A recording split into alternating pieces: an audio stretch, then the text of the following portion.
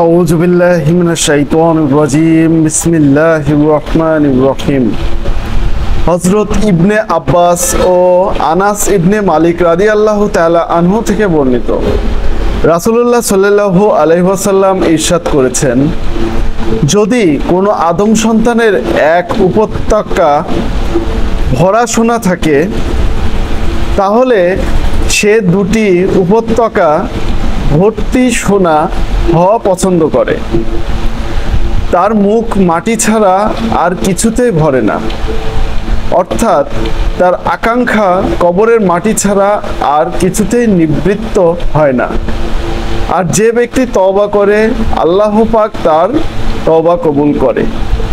বুখারী 6436, 6437, মুসলিম 1049, তিরমিজি 3793, 3898, আহমদ 3491, 20697।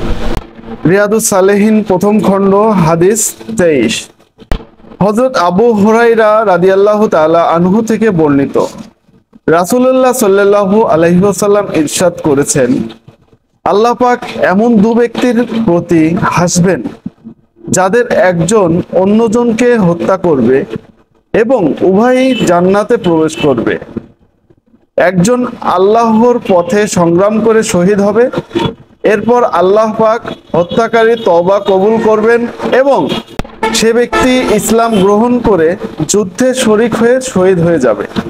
বুখারী 2826, 6437, মুসলিম 1049, তিরমিজি 3793, 3898, আহমদ 3491, 20607, 20697।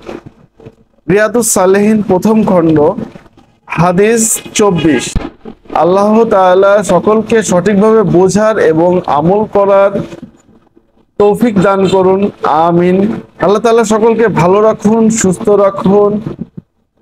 ভিডিওটি ভালো লাগলে লাইক এবং শেয়ার করে অন্যকে দেখার এবং জানার সুযোগ করে দিন। আল্লাহ হাফেজ।